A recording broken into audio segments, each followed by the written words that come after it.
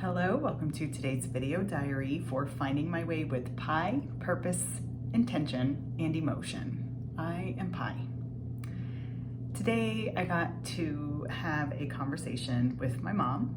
We went and visited this nice little bake shop in that had lots of gluten-free options for us.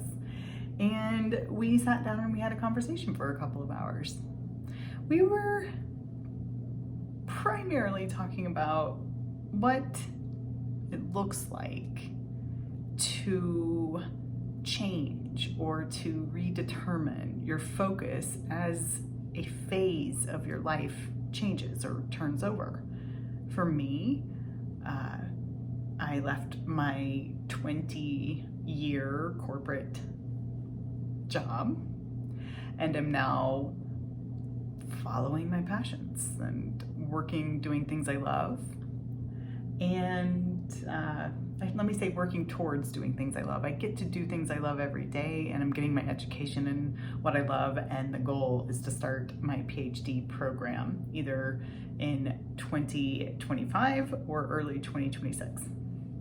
So, but it's a pivot, it's a change, it's an evolution. And my mom is also going through an evolution, just in a different phase of her life. So she had been the caretaker for my grandparents, and then my Mimi, her mother, passed away just barely over a year ago. And so my mom finds herself in a transition period as well. I got the opportunity to ask her, have you thought about maybe what you want to do in this phase of your life? And I don't mean this from a what achievements do you want to have perspective. It's not that. It's more like just what do I want to be doing and how do I want to feel about this phase of my life and what's most important to me about this phase in my life. And then once you have that, being able to figure out, how do I take action? What do I do? How do I cultivate that? And we both talked about this tendency to want to know the end, to want to know the outcome, or to have a goal in mind that's got a particular outcome. And then we're able to acknowledge that sometimes that can paralyze us because it's too big. It's great to work towards a goal, don't get me wrong. I am a goal setter and I am an achiever. It is one of my top 5 strengths. I'm a maximizer and I am an achiever. But when you are right in the middle of a transition and maybe you don't quite know yet what you want your goal to be, or you need to be able to evolve and to kind of transform and get yourself into a place where you're ready to begin taking any type of steps. Sometimes having that big, huge thing is looming. You need time to discover what that may be and to realize that it doesn't have to be this big, complicated thing, and you don't have to know what the end looks like. One small change makes a big difference. One small change plants a seed of change that grows into bigger change down the road. The mighty oak tree started as an acorn. So we had talked about what might that one small change be for anyone going through any type of transition in your life, or even if you're just feeling lost. You're doing something, but you feel like you're spinning your wheels and you don't love it. How do you even know what to do next? Well, the first thing I would recommend, instead of doing something huge, instead of making a massive change, start with quite simply writing down or paying attention each week to the things that you were drawn to the things that you enjoyed. It does not matter what arena of your life this is in. It could be a conversation with a friend. It could be something at work that you enjoyed doing, a particular project or task. It could be reading. It could be some exercise that you did. Truly, the sky is the limit. whatever it is you were drawn to, I want you to start paying attention to that. The reason is because if you are looking for a change in the direction of having more enjoyment and fulfillment or contentment in your life, you're looking at this next phase of wherever you are in your life of, what direction do I want to go? Start with what you enjoy. Understand what that is. Introduce one small change to have more of that in your life. It could be introducing lunch with a friend once a month or once a week. Maybe it's a weekly walk with a friend. It could be introducing a dance class or a movement class once a week.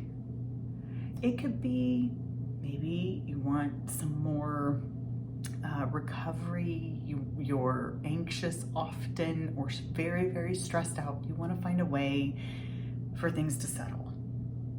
Introduce 2 minutes of breathing. That's it. 2 minutes of breathing each night before you go to sleep. Tiny change. And commit to it and do it. Those small changes may not be this grandiose end goal or end state of wherever you're going to end up. And you may not even know where you want to end up. But what it does do is introduce a small change. Everything is interconnected. And from there, other things begin to grow. Other things begin to show. And the path will unfold and more small changes will introduce themselves. For example, 2 minutes of breathing before night or before bedtime, every single night before you go to sleep, might just introduce enough settling of nervous energy and the swirling of the body to help you reflect on and have more clarity around that problem you've been trying to solve at work, or a relationship that might need a little more loving care. It might give you just exactly what you need and the energy you need to put into that. And then who knows what that domino effect will be. The example I gave of walking with a friend once a week, it might lead to a connection of another person that friend knows, that cultivates another relationship that who knows what that will lead to down the road. So the whole point is you don't do it for for the intention of getting personal gain. Rather, follow what speaks to you. Follow what you're drawn to. Follow what feels good. And then that will appreciate, it will grow, it will expand, it is interconnected, and it will lead you to the next choice, and the next choice, and the next choice in a positive upward spiral. Instead of wallowing or languishing or lamenting or ruminating. I've been guilty of all of those. I've been in that spiral before.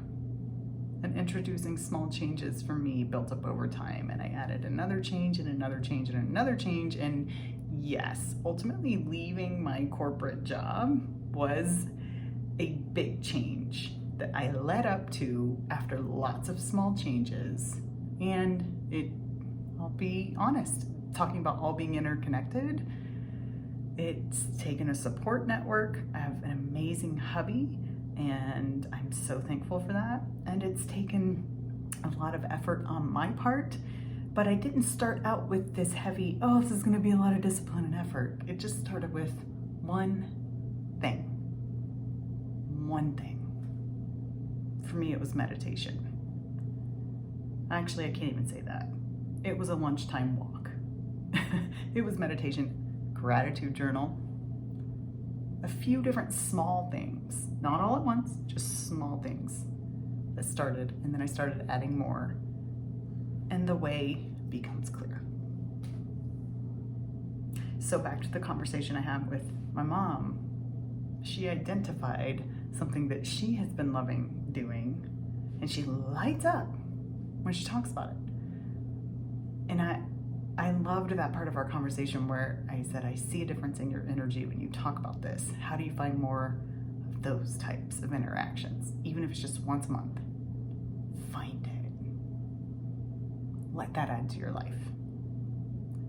Let that help you discover what's in store for you in this phase of your life. Thanks for being with me on this journey. I'm so glad that you're here, and I hope it helps you too. I'll see you tomorrow.